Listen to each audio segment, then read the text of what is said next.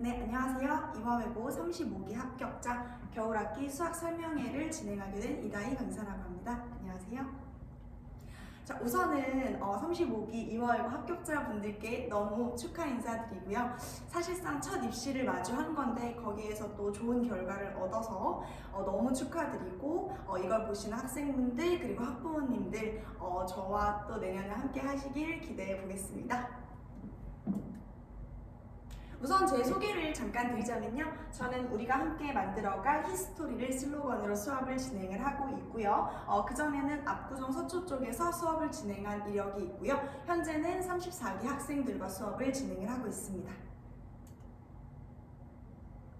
일단 어쨌든 이화외고를 가는 거랑 별개로 사실상 고등 내신을 처음 접하는 거기 때문에 걱정도 많이 되실 거고 궁금한 것도 많으실 것 같아요. 그리고 또 이 설명의 영상을 봐주시는 어머님들이나 학생분들은 선행이 부족한데 괜찮을까요? 아니면 이화외고 수학시험은 대체 어떻게 나올까요? 이게 궁금하실 것 같아요. 그래서 저는 이제 첫 번째로는 선행이 부족한 학생들을 위해서 제가 겨울학기 때 어떻게 진행을 할지, 그리고 두 번째는 학교 시험에는 어떻게 맞춰서 대응을 할 건지 그거를 포인트로 잡아서 설명회를 좀 진행하도록 하겠습니다. 자, 우선 가장 궁금해 하실 게 이번 연도 수학 시험이 어떻게 나왔는지 있을 것 같아요. 그리고 또 그거에서 제가 체크 포인트로 예상을 하는 2026년에 우리 아이들은 어떻게 시험이 나올 것이고 어떻게 대비를 해야 되는가, 그 키포인트, 그리고 그 겨울학기에 그것을 위해서 겨울학기에 임하는 저의 전략적인 부분을 말씀을 드리고, 마지막은 내신 대비가 어떻게 이루어지는지가 사실 제일 궁금하실 것 같아요. 그래서 그 루틴과 수강생들의 후기를 말씀드리면서 설명회를 마무리하도록 하겠습니다. 자, 우선 1학기 내신과 2학기 내신에서 중간 기말에 기출이 어떻게 나왔는지 분석한 표를 가져왔는데요. 이쪽이 중간고사 분석지고요. 그리고 이쪽이 기말고사 분석지입니다. 올폭이라는 것은 올림포스 기출 문제집으로 어머님들이나 학생분들도 아실 것 같긴 한데 2025년도 34기 학생들의 부교재였다고 보실 수 있거든요. 그래서 올폭이가 이렇게 딱 보셔도 빨간색으로 보이신 게 많죠. 일단 뭐 1번부터 8번까지는 사실상 가장 난이도가 약한 문항이기 때문에 신경을 안 써주셔도 될 것 같고, 그 뒤에 난이도가 좀 높아지는 부분에서 올폭이가 상당히 많이 나오고 있다. 네, 여기서 이제 제가 부교재라고 명명하긴 했는데 이번에 2학기 기말 같은 경우에는 교과서에서도 좀 반영이 많이 됐어요. 그래서 이렇게 나타내자면 사실상 그래도 올폭이나 부교재에서 반영률이 꽤 높다라는 걸 확인해 주실 수 있을 것 같아요. 그러면 그거에 해당해서 제가 포인트를 좀 말씀을 드리고 싶은데요. 첫 번째는 어머님들도 너무 아시고 다른 뭐 설명이나 이런 걸 들으셔도 분명히 들으셨을 것 같아요. 부교재 반영률이 상당히 높습니다. 올폭이라는 것 자체가 모의고사 기출을 많이 가져온 거고 최근 기출까지 포함이 되어 있기 때문에 당연히 부교재를 습득하셔서 쓰실만 하고요. 그래서 그거에 따라서 반영률이 상당히 높으며 65%에서 80% 정도까지 간다. 그러니까 문제수로 보시면 이제 저희 학교가 24문항이거든요. 그래서 24문항 중에서 18개에서 21문항 정도는 반영이 된다라고 봐주실 수 있을 것 같아요.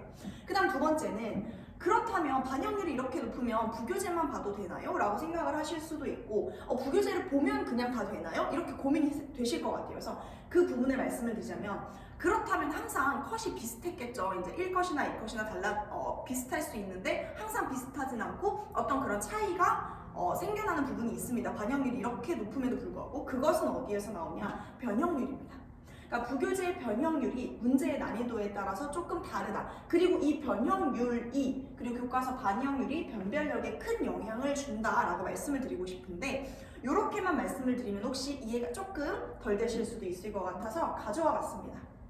변형이 뭔데? 변형이 얼마나 되는 건데? 라고 말씀을 드리면 1학기 중간고사 문제고요. 얘는 이제 숫자나 부호가 변형되는 스타일이라고 봐주실 수 있을 것 같아요. 예를 들어 저기 객관식 17번 문항, 그러니까 객관식 17번, 뭐 20번, 단답형 4번 같은 경우에는 높은 배점을 차지하는 1점, 2점, 1.4점, 1.5점 이런 문항이거든요. 그래서 충분히 변별력을 주는 문항이고요. 보시면 fx 플러스 2x제곱에서 fx 마이너스 2x제곱, x 플러스 2 곱하기 px 마이너스 x제곱에서 x 마이너스 2 곱하기 px. 그러니까 풀이는 거의 비슷한데 숫자만 좀 변형을 한 문제들이 많았다. 그리고 이쪽에서도 단답형 4번 문항에서도 보실 수 있게 x제곱 마이너스 4x 플러스 5a제곱, 이쪽은 x제곱 마이너스 2ax 플러스 2a제곱, 이런 식으로 변형이 단순히 숫자만 되고 풀이가 거의 비슷하다라고 봐주실 수 있는데요. 그래서 이런 식으로 숫자 또는 부호만 변형이 된다. 그럼 1컷이 거의 23점대. 이번에 사실 기말 같은 경우에도 그렇게 출제가 됐다 보니까 이런 식으로 진행이 됐다고 봐주시면 좋을 것 같아요. 1학기 기말에서는 이제 중간고사 때 평이 높고 컷이 높다 보니까 조정을 좀 하셨던 것 같아요. 그래서 지금 보시면 조건 증가의 변형 스타일이라고 봐주실 수 있거든요. 이 파트 자체가 뭐 여러 가지 방정식, 여러 가지 부등식, 사실 주된 건 경우의 수부터 순열조합 파트거든요. 그 부분이다 보니까 이런 식으로 원래 문제, 예를 들어서 부교재 저기 보이시는 14번 문항에서 알파 곱하기 뭐 감마가 마이너스 4였으면 이번에는 알파 마이너스 2베타 마이너스 2감마의 제곱이 144 이런 식으로 변형이 조금 더 들어갔다고 보실 수 있어요. 그러니까 단순히 숫자만 바뀌는 것보다는 훨씬 더 아이들 입장에서 당황스러운, 본 것 같긴 한데 이게 뭐지? 이렇게 되는 게 많고요.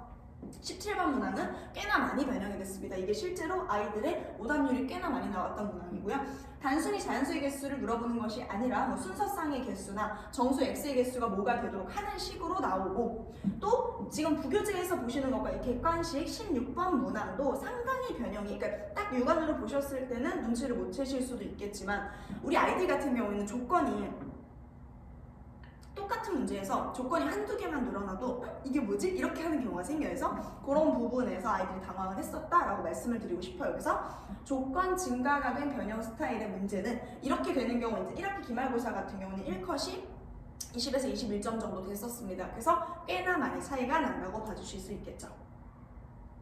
그렇다면 25년도 기출로 봤을 때 우리는 무엇을 준비해야 하며 뭐 반영률과 변형률에 대한 차이에 대해서 저는 어떻게 대비를 하고 있을까 궁금하실 것 같아요. 그래서 말씀을 드리자면 우선은 이제 저희 학생이 말해준 결과, 이제 학교에 이제 핫하신 선생님 중에 오승환 선생님이라고 있으십니다. 그래서 한번 여쭤봤는데 내년에도 35기 학생들도 이제 그 학년도에 올포기 부교재를 쓸 확률이 90% 이상이다 이렇게 말씀을 해주셨다고 하더라고요. 그래서 확실하지는 않지만 아직은 기다려보면서 조금 그래도 긍정적으로 기다려볼 수 있을 것 같습니다.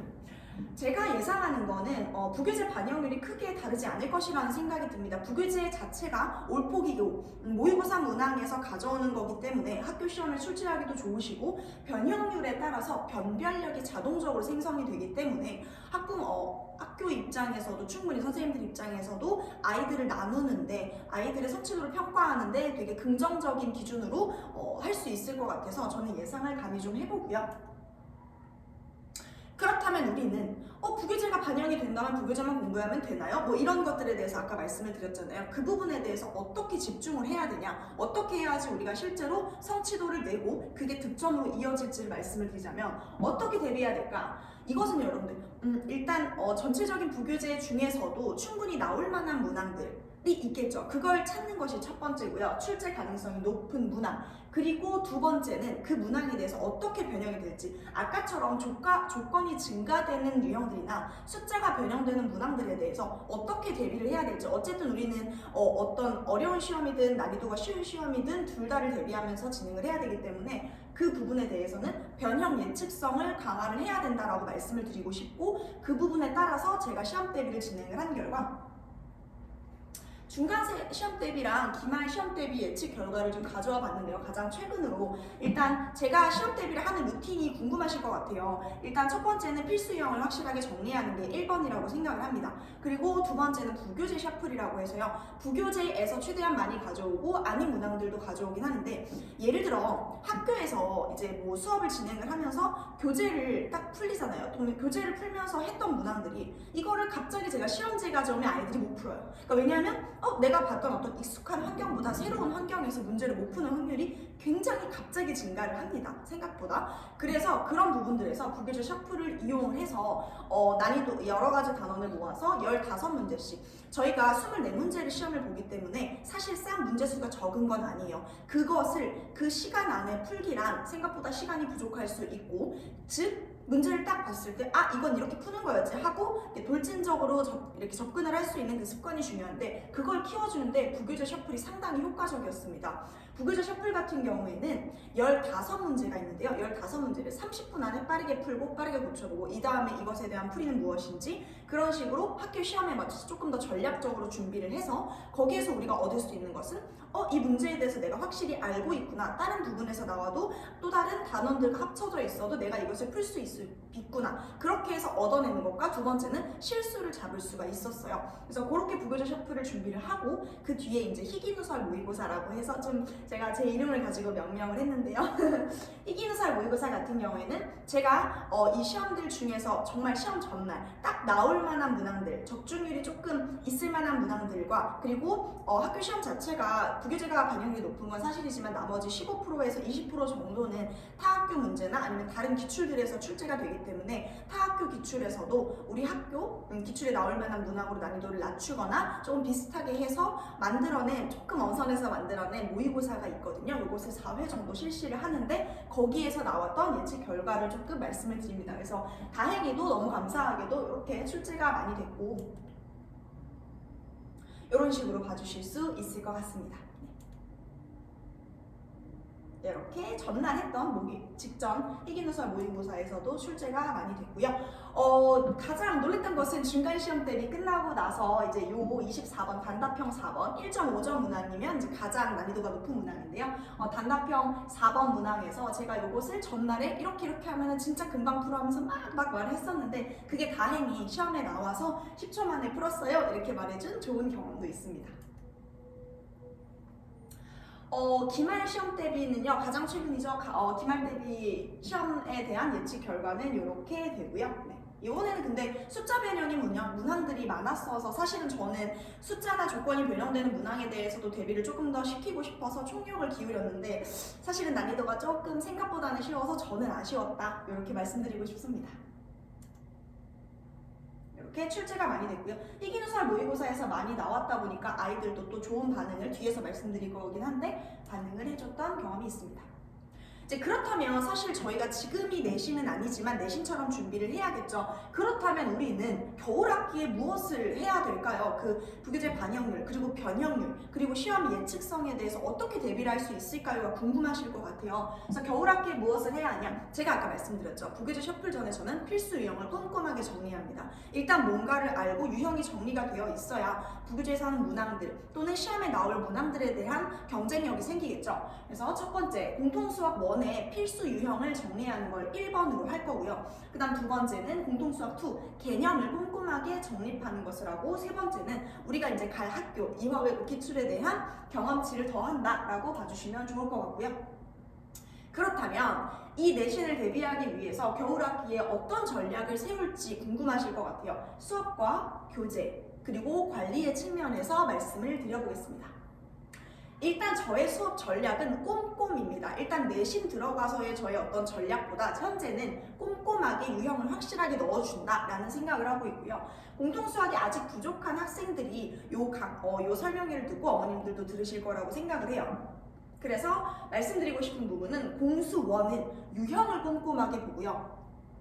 공수 2는 개념을 꼼꼼하게 볼 생각입니다. 여기 이제 이번에 말씀을 드렸는데 사실 아직 공수 2가 부족한 친구들이 볼 거라고 생각이 들어요. 그러니까 공수 2가 처음이거나 아니면 안 봤거나 한 친구분들 걱정하지 마십시오. 처음인 학생들도 충분히 볼 수 있도록 개념과 함께 기본적인 유형, 학교에 필요한 유형을 다 잡을 거고요. 첫 번째 가장 중요한 부분은 공수 1은요. 개념과 함께 사실상 저희의 실전 내신이라고 보실 수 있죠. 그래서 공수 1 개념과 함께 내신 유형을 다 잡는 걸 할 건데 그것은 사실 올림푸스 기출 문제집 부교재 자체가 모의고사에서 따오고 이제 고2 학생들에게서도 학교 프린트가 이제 33기 학생들은 학교 프린트를 나눠줬었는데 그것도 사실 모의고사 기출이죠. 최근 그리고 조금 됐지만 중요한 문제들. 그래서 모의고사 학교 기출 위주로 개념 유형을 교재를 구성했습니다.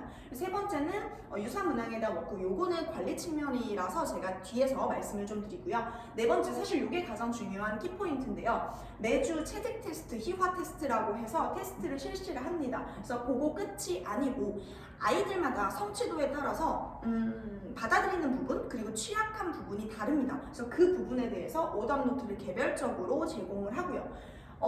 또 말씀드리고 싶은 것은 시험을 임한다는 것은 사실 이렇게 정석적으로 막 이렇게 다 해서 풀고 그런 것보다는 딱 24문제를 그 시간 안에 풀어야 되기 때문에 딱딱 접근할 수 있는 그런 게 중요하겠죠. 그래서 단순적으로 암기해서 이렇게 푸는 거 말고 조금 더 효과적이고 시험에서 많은 문항을 보는 그 시험에서 빠르게 접근을 할 수 있도록 다희로운 풀이, 조금 더 효율적이고 시간이 덜 걸리는 풀이를 체득했는지 그것을 체득 테스트를 이용해서 확인을 하는 걸로 하고 있습니다.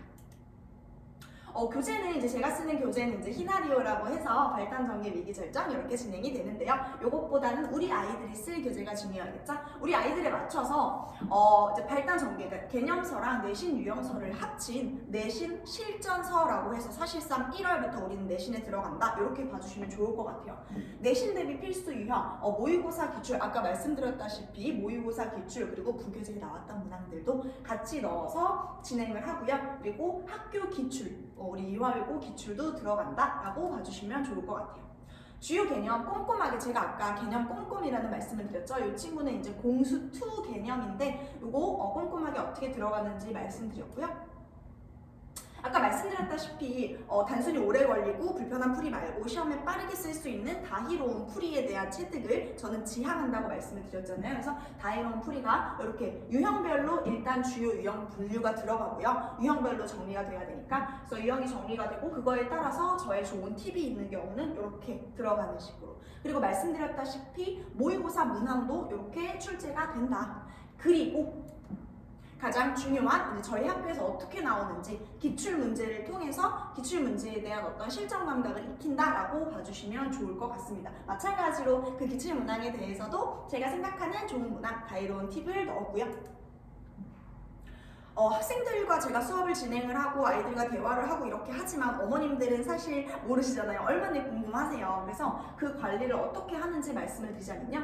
일단 첫 번째는 수업 중으로 학생들과 피드백이 조금 적극적으로 이루어지는 편입니다. 제가 여고 학생들을 많이 대해서 그런지 아이들이 저를 좀 언니같이 편해하고 하더라고요. 그것도 저의 장점이라고 생각을 합니다.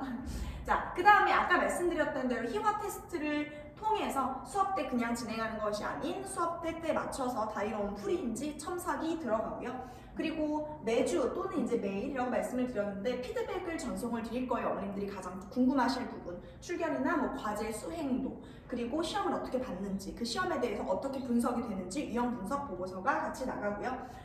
개별 오답 노트를 제공을 하는 것은 아까 말씀을 드렸기 때문에 가볍게 하고 넘어가도록 하겠습니다. 성취도 차이를 위한 해결책이라고 봐주시면 될 것 같습니다. 그리고 수업이 빠지는 부분에 대해서 영상 보강이 진행되고 그 뒤에 따로 질답이며 아니면 조금 일찍 와서 제가 첨삭을 해주는 식으로 최대한 그 다음 수업에 문제가 되지 않게 진행하려고 하고 있고요. 그렇다면 관리가 어떻게 진행이 되냐 궁금하실 것 같아서 관리 예시를 한번 가져와 봤습니다. 네, 이렇게 진도 나간 부분에 대한 말씀을 드리고 그리고 시험에 대한 결과지를 보내드리는 식으로, 그리고 조금은 약간 코멘트가 들어가는 식으로 어떻게 봤다 말씀을 드리고 있고요. 요게 말씀드린 유형 분석 보고서인데요. 네, 요렇게 취약한 부분에 대해서 바로 나오기 때문에 그것에 대해서 제가 따로 내주는 식으로 그리고 또 지켜보는 식으로 하고 있습니다.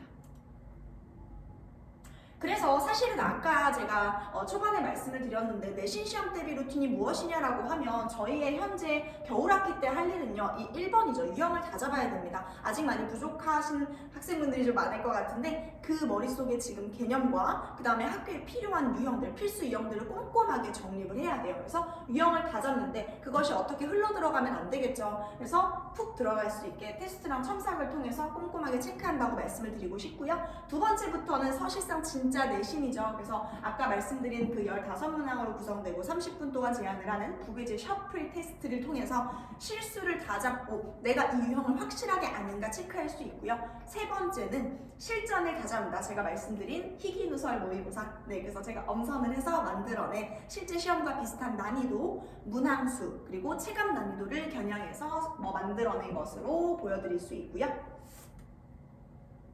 그래서 이제 고맙게도 또 제가 진심으로 수업을 진행한 부분에 대해서 또 잘 받아들여준 친구들이 이렇게 후기를 전해줬는데 지난 시험보다 65등 올랐다. 그 다음에 말해주신 데서 많이 나왔다. 그리고 또 8.8이었는데 19.8로 올랐다. 25점 만점이잖아요. 네, 그래서 그리고 또 희귀 누설로 바꿔도 되겠다. 두세 문제 빼고 다 풀었다. 이런 식으로 또 좋은 피드백을 줘서 상당히 또 보람감을 느끼면서 수업을 진행을 했던 것 같습니다.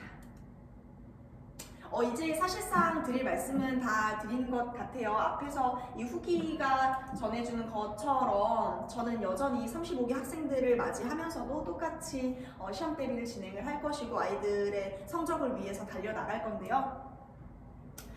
체인지에서 G를 많이 아실 것 같긴 한데 G를 하나만 바꾸면 뭐가 되는지 아실까요? 네, 찬스, 기회가 되죠. 엄청 변화되는 시점, 큰 변화가 오는 시점이라고 생각을 해요. 이번 1월이. 그 1월에 저한테 맡겨주시는 변화를 선택하시는 만큼 그게 우리 아이들의 고등 내신에 맞춘 기회가 될 수 있도록 그 첫 시작을 위한 러닝메이트가 되도록 하겠습니다. 감사합니다.